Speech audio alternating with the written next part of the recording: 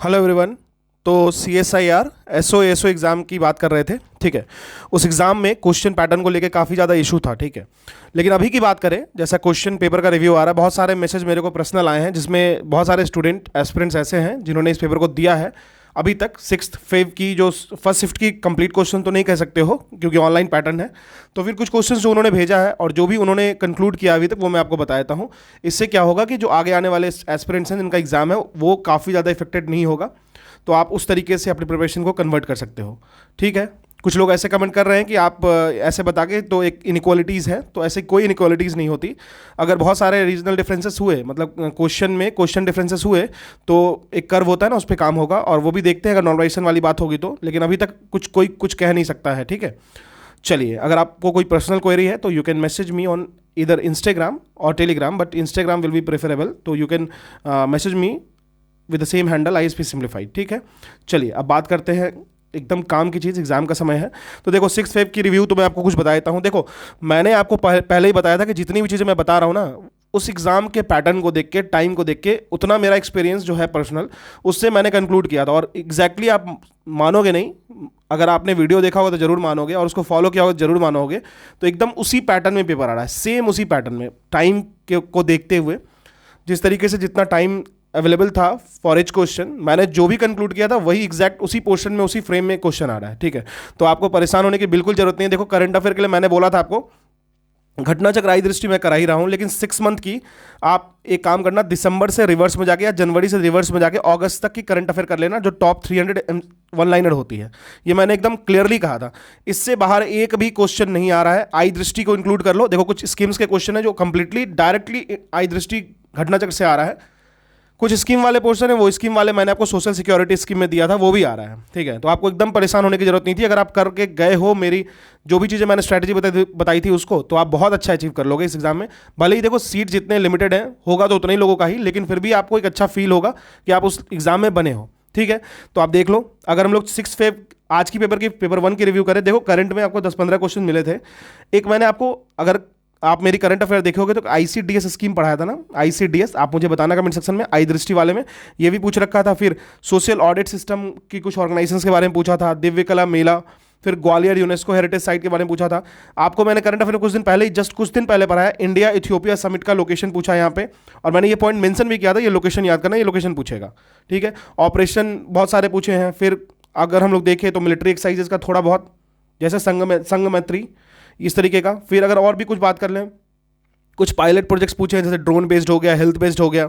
ठीक है। India Australia का जो कोलैबोरेशन है, G20 से रिलेटेड थोड़े बहुत क्वेश्चंस। ठीक है। हिस्ट्री की बात करें, देखो मैंने आपको पहले कहा था कि जो भी चीज़ मैं बोल रहा हूँ अगर आप उसको फॉलो करके चले गए तो आपका हो जाएगा ये एग्जाम। मतलब आप अपने तरीके से तो पूरा प्रिपेयर हो गए। तो आप देखो, मैक्सिमम लिमिट मैंने बताया था आपको कि घटना चक्र यूज करोगे, और मिनिमम लिमिट मैंने बताया था ल्यूसेंट यूज करोगे। उससे ज़्यादा करने की जरूरत नहीं थी। और क्वेश्चन एग्जैक्टली इसके बीच में फॉल किया है, एकदम ल्यूसेंट लेवल का क्वेश्चन है, वन लाइनर क्वेश्चन है। आप देखो, बिंदुसार का सन कौन था, दांडी मार्च का रीजन क्या था, मैंने ऑलरेडी बताया था दांडी मार्च का रीजन, ग्रैंड ऑलमेंट ऑफ इंडिया। मतलब हिस्ट्री के, मॉडर्न हिस्ट्री के तो क्वेश्चन वो 7.5 घंटे की वीडियो से कहीं बाहर नहीं जाएगी। और इसी तरह मैंने कहा था आपको, इंडियन ज्योग्राफी में एक भी क्वेश्चन बाहर नहीं जाएगा। देखो, मैं अभी तक का रिव्यू बता रहा हूँ, आगे की रिव्यू नहीं जानता हूँ। ठीक है। उसके बाद राउंड टेबल कॉन्फ्रेंस की लोकेशंस आप पूरी की पूरी देखो। मैंने जब भी उस बुक को कराया ना, घटना चक्र को, तो मैं हर जगह मेंशन किया हूँ ये क्वेश्चन फ्रेम हो सकता है, ये क्वेश्चन फ्रेम हो सकता है, और उससे बाहर एक भी क्वेश्चन नहीं है। इसी तरीके से जो एंशियंट मिडाइवल बताया, तुजुके बावरी, बैटल ऑफ पलाशी, फिर मॉस्क के बारे में कुछ पूछा है, कौन सा मॉस्क कहाँ पे है, और फिर कौन छोटा कौन बड़ा, किसकी जो भी क्रोनोलॉजी है वो वाला कुछ पूछा है। साथ में ही महात्मा गांधी के पॉलिटिकल गुरु, कोई बच्चा भी बता देगा, जो भी घटना चक्र गया होगा वो तो एक बार में ऐसे टिक मार के आ जाएगा। ठीक है। फिर अंबाबाई कौन थी। ठीक है। आज़ाद हिंद फौज हो गया, फतेहपुर सीकरी किसने बनवाया था, वर्कर स्ट्राइक, AITUC। ठीक है। फिर दाइमाबाद IVC, जो इंडस वैली सिविलाइजेशन के बारे में एकदम जोर देके बोला था, इंडस वैली सिविलाइजेशन कर लेना, और करवाया भी था। फिर वेदास के बारे में, फिर छोटे मोटे डायनेस्टी के बारे में, पॉलिटी में preamble, federal structure, supreme court, amendment, articles, थोड़े थोड़े आर्टिकल छोटे छोटे, प्रेसिडेंट एज क्राइटेरिया, इम्पीचमेंट। ठीक है। तो ये बेसिक था आज का पेपर का रिव्यू। ठीक है। तो आप देखो, अगर कर रखे होगे मेरे चैनल से, या फिर मैंने जो भी चीज़ों को आपको बताया ना, तो उससे बाहर आपको कुछ भी करने की जरूरत नहीं है। उससे अभी भी मैं बोल रहा हूँ कि अब उसी पे स्टिक रहना, कुछ भी इधर उधर मत सोचना। ठीक है। तो ये तो हो गया आज का रिव्यू। अगर हम लोग फिफ्थ वेव का रिव्यू करते हैं, पांचवें वेव का करते हैं ना, तो थोड़ा सा मैनेजमेंट पार्ट थोड़ा सा ट्रिकी लगा। ठीक है, जो जैसा रिव्यू आया मैं उस पर बता रहा हूँ। डिसीजन मेकिंग बहुत आसान, जैसा मैंने सैंपल दिया 15 मिनट के वीडियो में, उससे सारे करके आ जाओगे। नेशनल ज्योग्राफी में Alaknanda, Bhagirathi, confluence, Similipal tiger reserve, मतलब आप सोचो मैं अपने हर करंट अफेयर में जब भी ओडिशा का नाम आता है मैं सिमलीपाल टाइगर रिजर्व बोलता हूँ, सिमलीपाल नेशनल पार्क के बारे में बात करता हूँ, ठीक है, ऑलिव रिडल टर्टल के बारे में बात करता हूँ, उससे क्वेश्चन आ गया एक डायरेक्टली। इसी तरीके से नेशनल ज्योग्राफी तो मैंने बताया, उसके बाद फिर branches of human geography, jhum cultivation, bewar किस स्टेट में इसको डिनोट करते हैं, इन्वायरमेंट के definition, eutrophication, environment algal bloom क्या होता है, ग्रीन हाउस गैस क्या है, बायोस्फीयर डेफिनेशन क्या है। तो ये मैंने जो पिक्टोरियल पढ़ा है उससे सारा क्वेश्चन आ जाएगा, तो फिर उससे बाहर करने की क्या जरूरत थी, मैंने तो ऑलरेडी मेंशन कर दिया था इस चीज़ को, ठीक है। फिर पेपर 2 की बात कर लेते हैं। मैनेजमेंट थोड़ा ट्रिकी था, इसके बारे में बात हो गई, अभी जो हम लोगों ने बताया पेपर 2 ही था। पेपर 1 5 का बहुत ज़्यादा इजी था, वेरी वन लाइनर क्वेश्चन, सिर्फ अगर आप ल्यूसेंट और घटना चक्र करके जाओगे तो बहुत अच्छा परफॉर्म करके आओगे, ठीक है।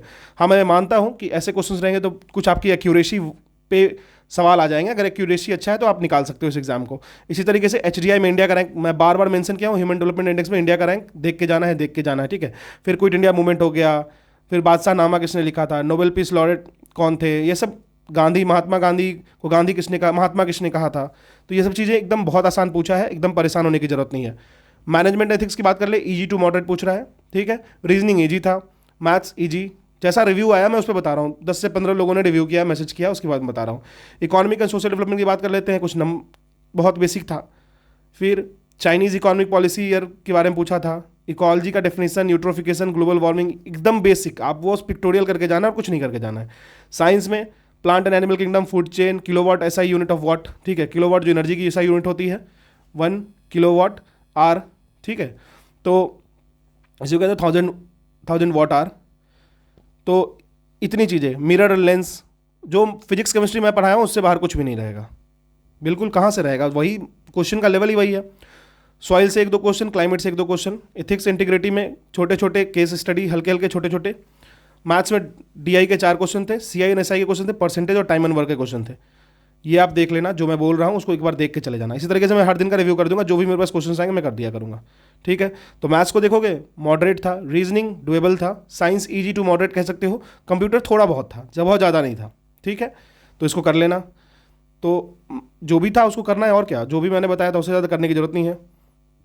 अपॉइंटमेंट से अभी तक कम क्वेश्चन पूछे गए, अपॉइंटमेंट ध्यान रखना, हो सकता है आगे पूछा जाए, ठीक है। और 6 to 7 मंथ के लास्ट करंट अफेयर पूछा था मैंने, 6 मंथ का आपको एग्जैक्ट बताया था, ठीक है। तो कुछ थोड़ा सा एक्सपीरियंस जो मेरे पास है उसकी मैंने जो वैल्यू दी थी उसमें एग्जैक्ट अभी तक वो खड़ा उतरा है, आगे आप देख लो, लेकिन पैटर्न चेंज नहीं होने वाला है, सेम रहेगा, सेम लेवल पे खेलेगा एग्जाम, ठीक है। तो इसी तरीके से ध्यान रखना, बहुत ज़्यादा परेशान होने की जरूरत नहीं है, जितना किए हो बहुत है। अभी भी नहीं किया तो मैं तो अभी भी कहता हूँ, अगर आपके पास 4 दिन है तो आप जाकर के जो भी घटना चक्र सीरीज है मेरी उठा के सुन जाओ, या आपने अगर रिवीजन करना है तो वो भी उससे जाकर पूरी पूरी घटना चक्र पर सुन के चले जाओ, 2 के स्पीड से सुन लो, सारा क्वेश्चन वहीं से बन जाएगा। फिर बाकी आपकी एक्यूरेसी पे, आप कितना कैरी आउट कर पा रहे हो, या फिर पहले कितना पढ़ रखे थे, क्योंकि लास्ट टाइम के एग्जाम में आप उसी तरीके से फोकस करोगे, है ना। तो ये था हम लोग का आज का CSI और SO का एग्जाम का। अच्छा, इसके बाद एक अनाउंसमेंट है कि जो भी NCERT की बैच ज्वाइन किए हैं ऑलरेडी, तो उनको थैंक यू सो मच, क्योंकि उन्होंने मुझ पर ट्रस्ट दिखाया है, बड़ी बात है। दूसरी बात ये है कि उस बैच को अगर आप ज्वाइन करना चाहते हो तो 2 दिन का डेमो मैंने डाला है ऑलरेडी, क्वेश्चन किस तरीके से फ्रेम होगा, क्वेश्चन हैंडपिक्ड होगा मेरे द्वारा, लेकिन उस क्वेश्चन का लेवल होगा UPSC को टच करेगा और आपके बेसिक NCERT को रिवाइज करवा देगा अच्छे तरीके से। 2 दिन का स्लॉट होता है, एक दिन में मैं उसको सिलेबस डिफाइन करता हूँ, अगले दिन आपका पूरा दिन रहता है उसको रिवाइज करने के लिए, और उसके अगले दिन मैं MCQs डालता हूँ, फिर उसको मैं रात में आके करा देता हूँ पूरी की पूरी MCQ को, ठीक है। चलिए, तो उससे को आप चाहो तो ज्वाइन कर सकते हो, बहुत ही मिनिमल कॉस्ट है। कॉस्ट इसलिए क्योंकि कॉस्ट से ही वैल्यू पता चलती है, अदरवाइज फ्री ऑफ कॉस्ट तो लगभग हर चीज़ अवेलेबल है ऑन यूट्यूब और इंटरनेट, ठीक है। तो this is all about the 6th wave review. Second day का भी आएगा तो वो मैं इंक्लूड कर दूंगा, नेक्स्ट सेकंड पेपर का भी आता है तो मैं अगले दिन उसको वो ऐड कर दूंगा। तो आपको बस इतना ही करना है, परेशान नहीं होना है, जो भी किए हो बहुत ज़्यादा कर लिए हो, रिवाइज करने का मन है, 4-5 दिन गैप है तो पूरी की पूरी घटना चक्र उठाओ और सुन जाओ, ठीक है। चलिए, I wish you all the best, thank you.